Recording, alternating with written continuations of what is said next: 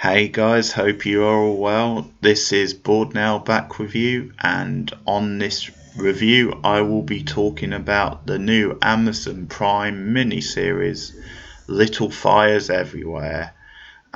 So it stars Reese Witherspoon, and she is also a producer on it, and it also stars Kerry Washington from Scandal and Django Unchained, and also the one that's actually slipping my mind, the Samuel L. Jackson film, which is like a race type drama. Lakeview Terrace, that's it. So she's been in a bunch of like supporting roles in films as well. So they're the two main stars. As I said, Reese Witherspoon is a producer on it, and it's a new miniseries, Amazon Prime. It went up today, and the first episode is called The Spark. So I'm going to be talking about it mostly kind of spoiler free and just summing it up, but I will obviously go into some spoilers. And the setup is, and it's set in like this suburban neighborhood. It's a very much kind of a mystery mixed in with like a melodrama type thing. But we start with like the hook of the episode, and that is then we actually start in the future where Reese Witherspoon is like a rich kind of, or at least middle class suburban housewife. She actually does work. She's a journalist, but she lives with her family. You've got the husband, who's played by Joshua Jackson, so another quite familiar name, and they've got, I think it's like two teenage daughters, and then they've got a few kids actually. I think they've got four kids in total. So two girls, two boys. So that's pretty even. But the opening scene is actually then their house has been set on fire, or at least there's been a fire at the house, and they've obviously called the authorities. And the intriguing part of the scene is that when the police are called to the scene, the policeman immediately suggests then the fire could was it set by Izzy, who's like the youngest of the daughters, who we don't see in the scene. And immediately there's like this suspicion over her. So we kind of know that she has a history just from that, because the policeman says to the mother, Elena, played by Witherspoon, that what happened is there was a series of little fires in the house. So that suggests then it was actually a fire that was set intentionally, rather than one which was like an accident, where it would be more likely you would just have one big fire. So we're almost getting into a metaphor type thing there, with little fires being set almost like a metaphor for like little dramas. And the parents immediately like come to the defense of Izzy, kind of denying and it could be her, and then the questions posed, well, if it's not Izzy, that then who could it be? So then we cut to the past. So we cut to like a few months before the incident, and so obviously the drama is going to be set in the past and working up to who set the fire. So we get the dramas, we get the family of the Reese Witherspoon character, and she's like a journalist who's like going back to work on the day, and there's all these little dramas around the household. So Izzy, or Isabel, who's like the youngest daughter, as I said, she's like the more rebellious one, and she's the one who they've kind of is at a difficult sort of age, so they're having like issues with her. And the other kids are like whatever, they feel quite typical sort of rich type kids, where they're quite opinionated and sort of snarky, but they're also, I guess, as far as the parents are concerned, maybe less problematic than Izzy. Izzy seems to be the one who's going through things and going through changes. But the whole drama is obviously then the rich parents maybe have expectations on her that is kind of unfair. So they kind of expect her to be a part of like this concert, this big performance where I think she's like violin or some like instrument like that, but there's pressure on her to be this pristine sort of daughter and to follow in her mother's footsteps. And we get more of the Witherspoon character than we do the Joshua Jackson husband, but certainly the way we see them in this first episode is then I think Eleanor is more the sort of demanding kind of pristine sort of housewife, and he's a bit more laid back and a bit more kind of chilled and level headed anyway. And it's a nice sort of performance from Jackson. It's quite sort of convincing.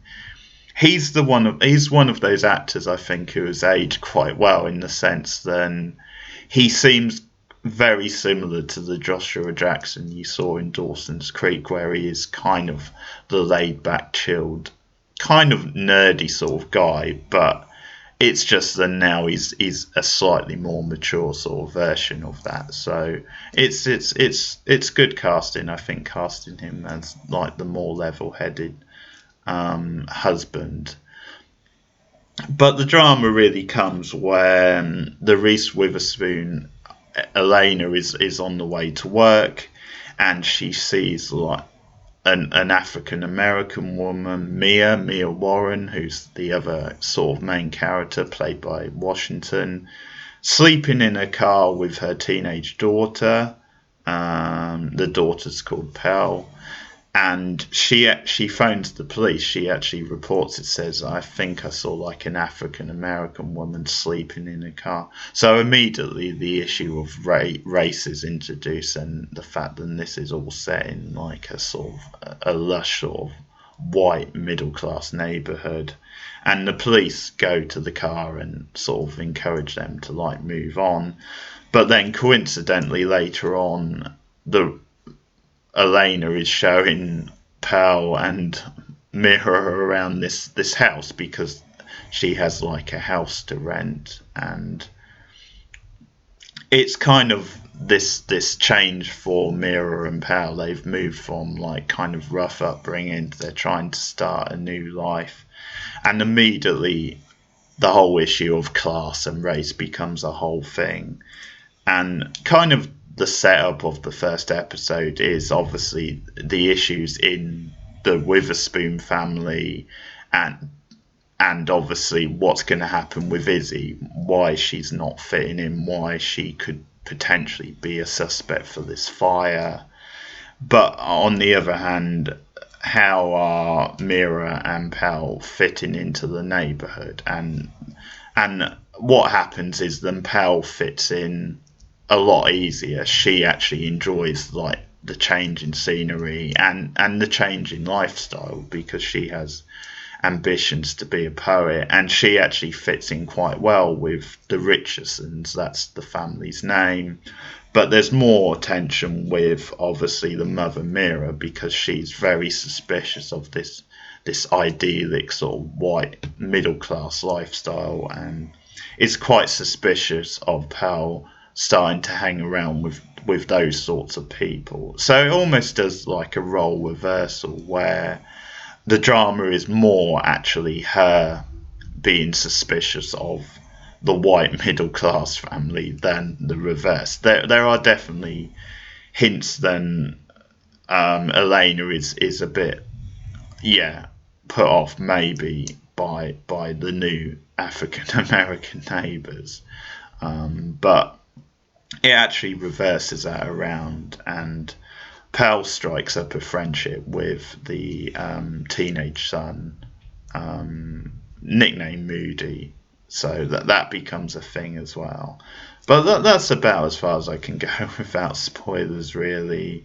and I'll say it's a pretty enjoyable pilot first episode. I enjoyed it a fair bit.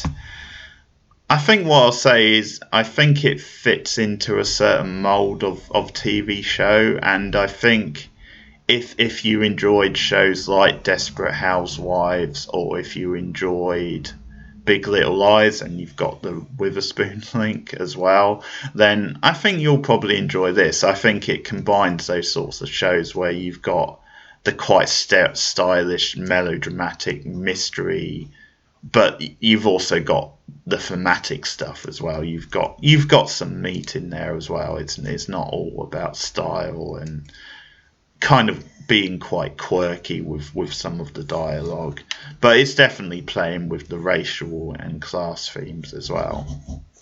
So I think it will fit those sort of audiences. It will appeal to those.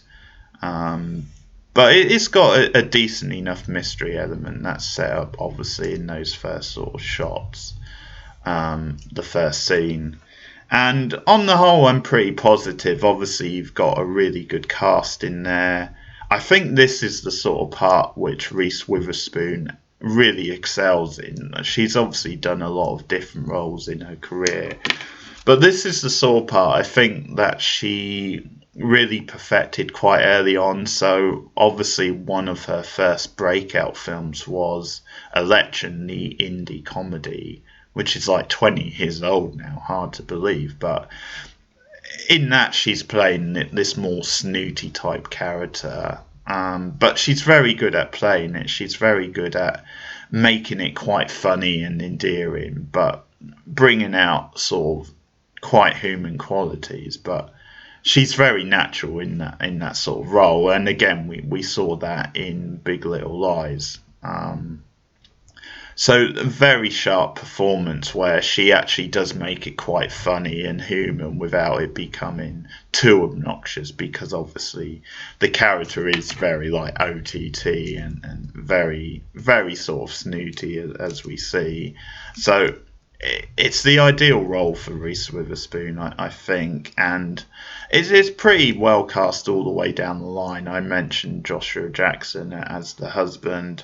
I really like actually the actress playing Pell. I thought she was very natural throughout, because the Richardson kids, they're well cast, but they do feel more like the archetype, rich type kids. And I think there's a bit more meat, a bit more of an energy to Pell, I think, that the actress brings. So I think she was very good. The series seems to be set, I think, in the 90s or later 90s, because I get that from some of the references, because at one point there's like a joke because they're watching the real world sort of thing, which is this classic reality type thing from the 90s. Also some of the music, because the end scene, it actually ends with like a cover of Sex and Candy, which was like this indie hit from like late 90s. So it does, I think some of the references, some of the music definitely positions it in the 90s, which is quite interesting. I wonder why they chose that. I think maybe they chose that just because if they set it too recently, maybe they thought the whole racial class thing might not be as relevant. And it's always something where you can look back on like the contrast. But strong cast down the line. Kerry Washington's very, very good. She's really good at these kind of really protective type roles. Brings a lot of like nuance to it, as well as the mother. Because as the episode goes on, I think Mira actually becomes a bit less sympathetic, like she's just reacting to things, and it gets to this point where she actually becomes quite jealous of the daughter because she is fitting in with the other family. But I think the episode is careful not to always position that in the mindset of this more working class urban sort of woman, where she has that perspective on the past, and she has had these experiences, and she's just worried about her daughter. And it's always placed in this sort of frame of how different the lifestyles are. So it kind of opens with the contrast of the two families getting up in the morning.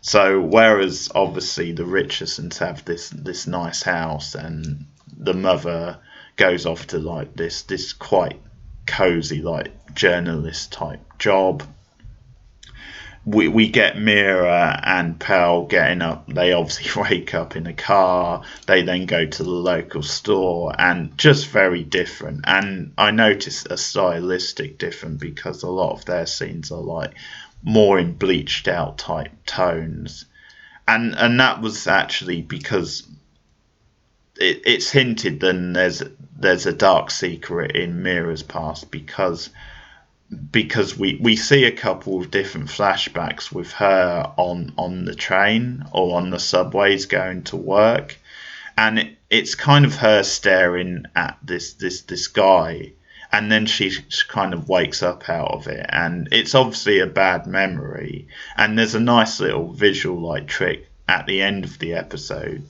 where she has that memory or that dream again, and that guy's face is actually replaced by Eleanor's face. So that's a really nice sort of trick.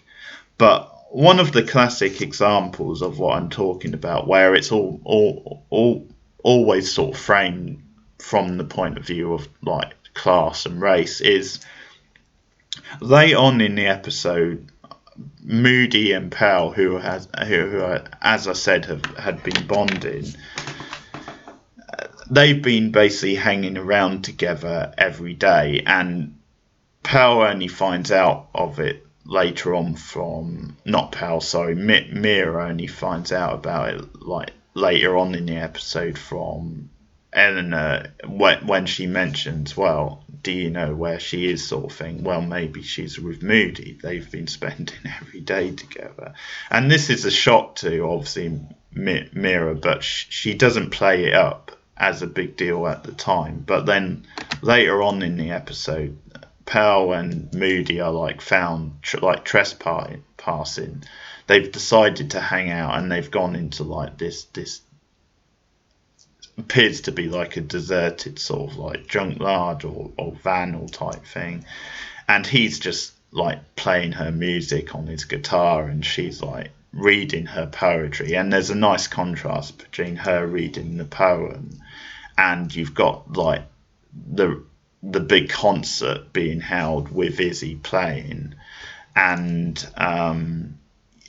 the contrast between this big rich event, and obviously Pearl is like reading this powerful poem about class and race and rich and poor,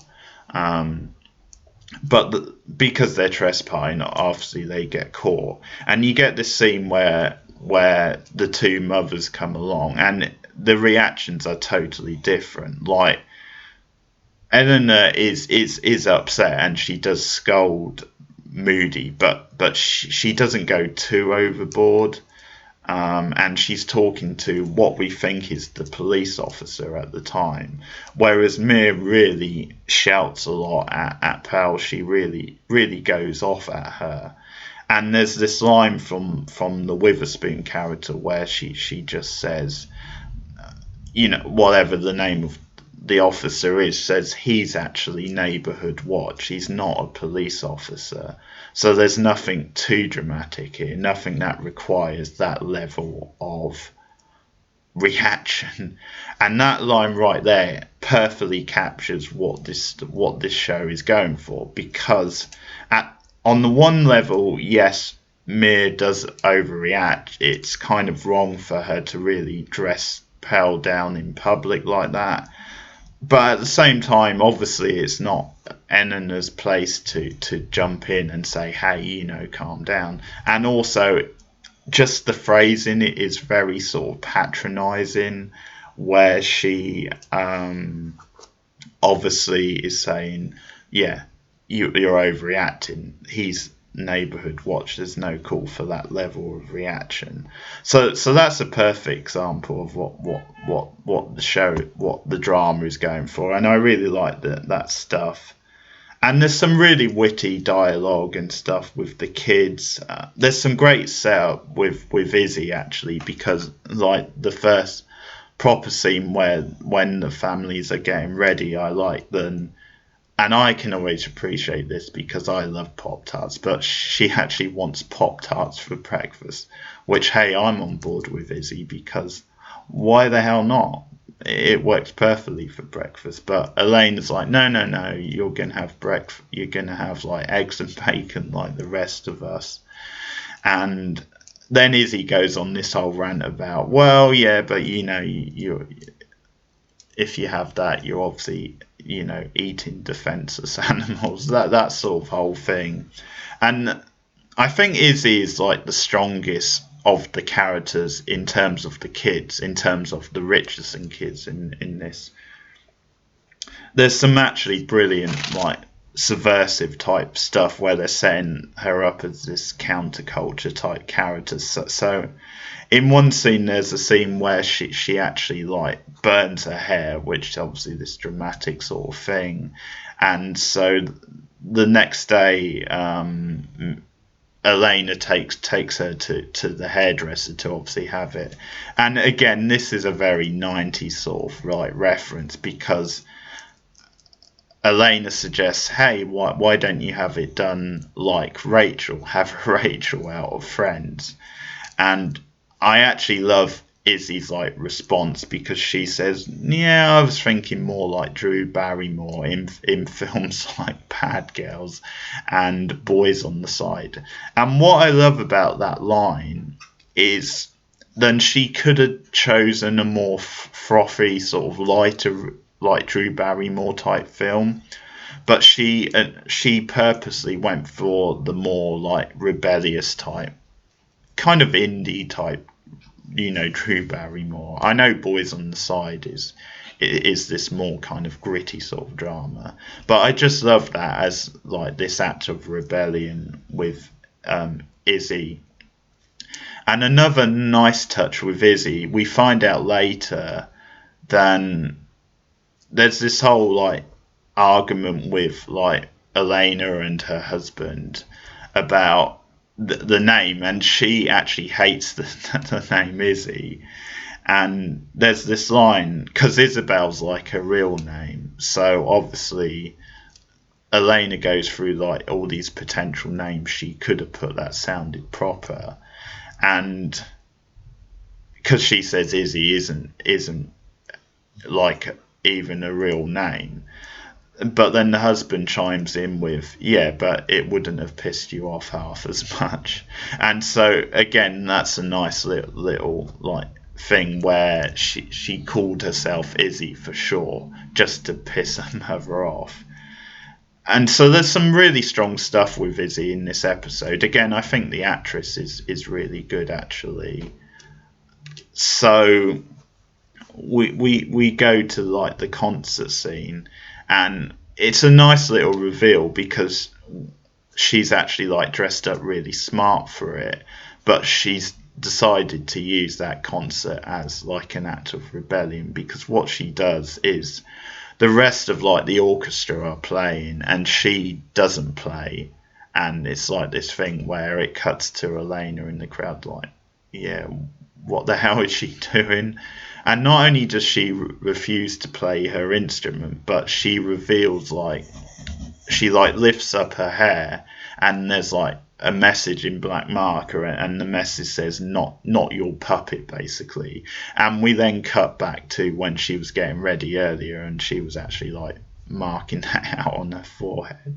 So that's just brilliant. So it's setting up the whole tension with Izzy and the rest of the family, but particularly her mother. So there's some really smart dialogues, some interesting themes. There's again the whole issue of kind of white middle class privilege being quite patronising to the black urban working class characters. So there's this whole thing where when Elena is showing them around the house, Mia at first isn't so keen and doesn't want to take the house, and the whole money issues get brought up. So Mia or Elena, sorry, there's a lot of characters to keep track of, but she basically says to her, or she ends up giving them the house or letting her have it, then letting them rent it anyway. So work with them. Mia is like an artist, like a photographer. So there's that. Then that's kind of a hand down, and that becomes a thing with husband saying, "You don't know these people. Should you be doing that?"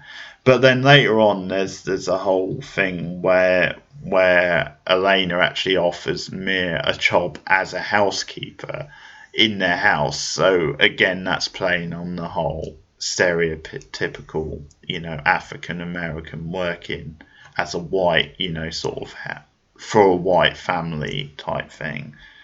But I think it's interesting, and I think this is actually played really nicely, where I think Elena actually means that in a genuine way. She's not being racist. I think, certainly in her mind, I think the husband points out to her how that maybe looks to the rest of the world. But I think in Elena's mind, she actually thinks then she's doing a nice thing and she's doing a favour. And I think we see that over the episode, then there is actually more depth to Elena, and that because she does connect with Pal. Like, she gives Pal a ride home because she has dinner at the family's house one night, and she connects with Pal because she starts talking about her journalism career, and she's like recently done an interview. I forget who with now, but it's someone who was famously involved in a murder case. I forget who now, but Pal finds this really interesting, and Pal is an inspiring poet. And again, there's this great line where Elena says, well, you're in, it's the name of the neighborhood, I think it's Shake or something, so anything's possible. So it's almost like this very like kind of cheesy but realistic sort of line where they think they're living like the American dream. Anything's possible in this beautiful neighborhood. So yeah, there's that whole thing going on where Pal's obviously being seduced by this new lifestyle, enjoying that. But again, I think there are complexities there where it's quite genuine. She's enjoying this new environment. She's enjoying the like these new friendships and relationships.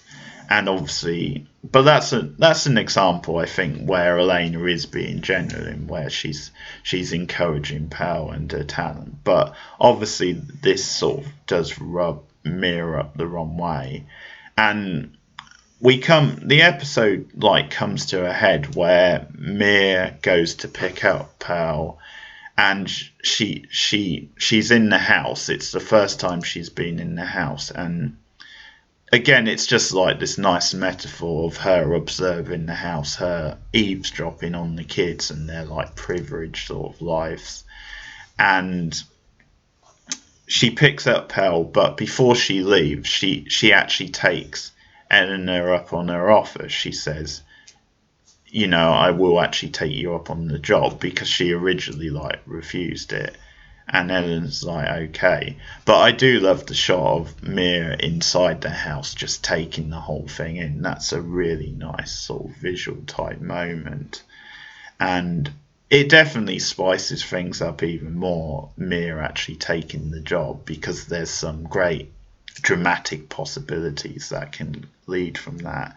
And the actual ending of the episode is, I said mild spoilers, I suppose quite a lot of spoilers, but then actually there is something going on in Mia's past, because Eleanor checks up on her, because obviously you need references to rent a house out.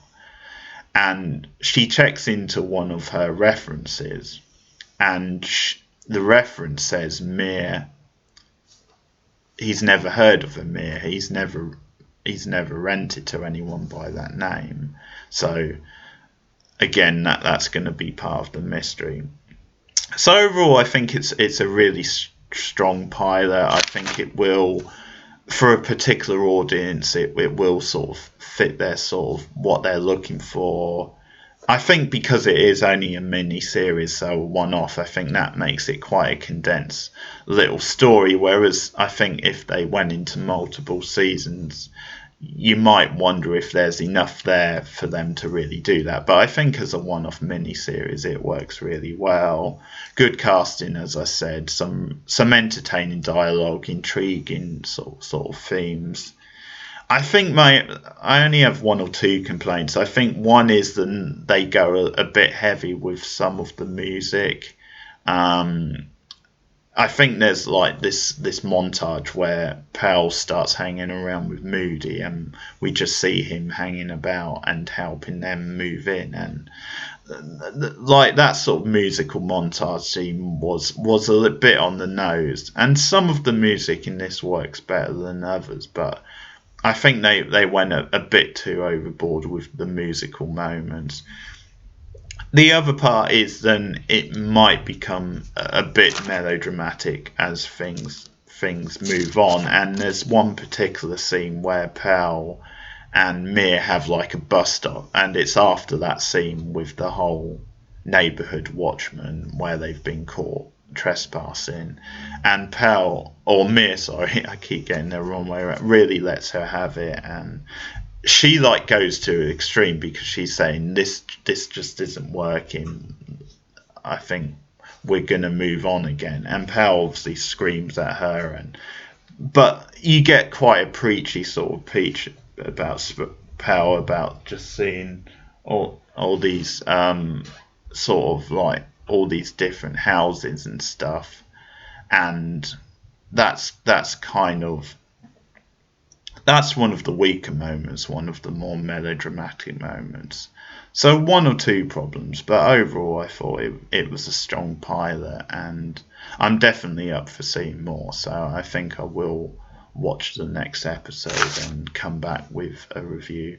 And actually, one other thing to mention: Lynn Shelton directs this episode. The late Lynn Shelton, she's only just died, and real tragically, she was only like early 50s. She died this past week, so it was good to see her directing this episode. So that's another thing to recommend it really, but I'll talk more about her because actually I'm going to review one of her films for the channel. But yeah, Lynn Shelton directs, so a good start. I thought. I think that this could be promising.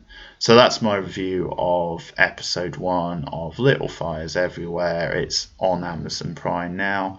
If you've seen it, let me know your thoughts in the comments below. Like and subscribe. And I'll be back with episode 2 pretty soon. But thanks for listening, and I'll see you guys later.